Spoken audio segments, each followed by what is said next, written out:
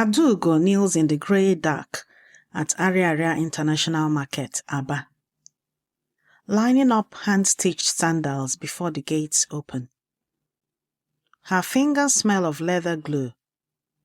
4 years she has cut, stitched, and sold from her mother's stall.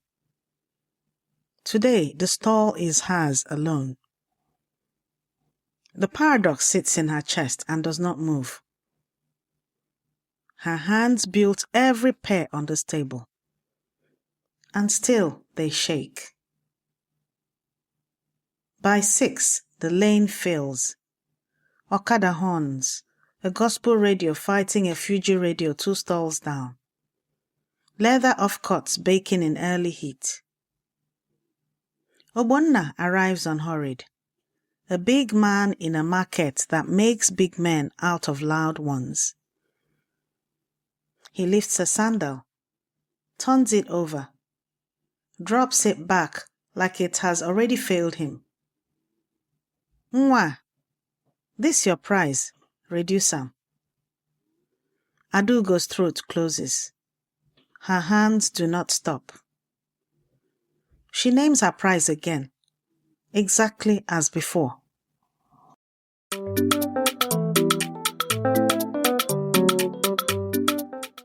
Ndewo. No. I am Yvonne Mbanefo, heritage futurist and daughter of the soil. Welcome to Igbo Daily Drops, Episode 118, Week 24, Day 3, Wednesday. Today, courage has a price. Here is what the market taught long before economics did. Courage isn't the absence of fear. It is a prize held steady while your hands shake. Ka anyị bido. Let us begin. Ogbonna doesn't leave. He calls to the stall beside hers. A boy, also trading alone today. You too, Abi. Everybody won't be businessman today. Around the lane, new traders fold. Prices sliding like loose nuts. Ariaria tests who came to sell and who came to survive. An old woman sorting slippers doesn't look up. Ndia, ha na-atụ ụjọ, she says to no one. They are afraid, like the weather. Today, 3 sentences. Repeat after me. Sentence 1. Ụjọ na-atụ m. I am afraid. Ụjọ na-atụ m. Ụjọ na-atụ m. Ụjọ na-atụ m. Sentence 2. Ụjọ anaghị atụ m. I am not afraid. Ụjọ anaghị atụ m.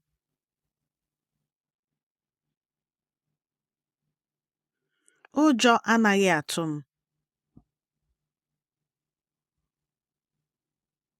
Ụjọ anaghị atụ m. Sentence 3. Ị bụ onye obi siri ike. You are a brave person. Ị bụ onye obi siri ike.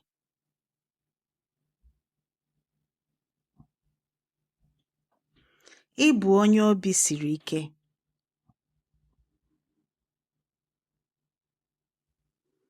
Ị bụ onye obi siri ike.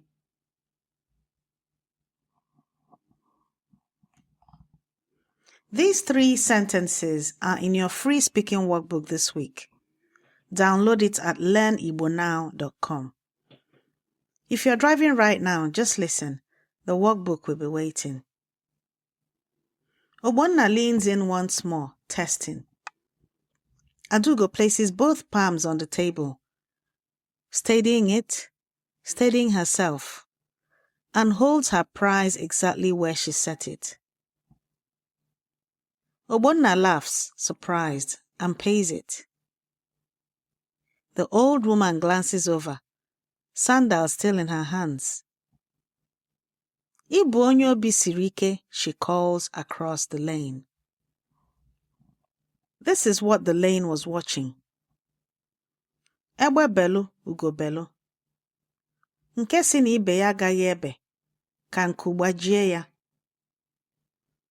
Egbe belu, ugo belu. Nke si na ibe ya agaghị ebe, ka nku gbajie ya. Let the kite perch, let eagle perch too. If either forbids the other, let its wing break. And so the equivalent in English is live and let live. Adaugo claimed her branch. In Aba and other parts of Igbo land, I've watched a market woman hold her prize like her name was already written on it. Historian Dr. Gloria Chukwu documents it. In precolonial Onisha, a woman called the Omu governed the marketplace, fixing prices, settling disputes, presiding over the square Adaugo stood in. Published in 2009, International Journal of African Historical Studies, Ghana's market queens and the Yoruba Iyalode held the same office. What the Omu enforced by title, game theorists proved by equation in 1973. A held prize isn't stubbornness, it's government. Before this day ends, say, Ịbụ onye obi siri ike aloud as you hold a prize you almost dropped. Aka ọrụ mmadụ ka eji ama ya. Aka ọrụ mmadụ ka eji ama ya. You are known by your hands' work. Every sentence you learn is a drop, and every drop feeds Oke Osimiri Mmụta Igbo, the ocean of Igbo knowledge. Grab your free speaking workbook at learnibonow.com. This has been your Igbo Daily Drop. Abụ nwanne gị nwanyị Yvonne Choma Mbanefo. I am your sister Yvonne Choma Mbanefo. Ka obi gị sie ike dịka nke Adaugo. May your heart grow as steady as Adaugo's. Ka anyị hụ echi. Until we meet again tomorrow.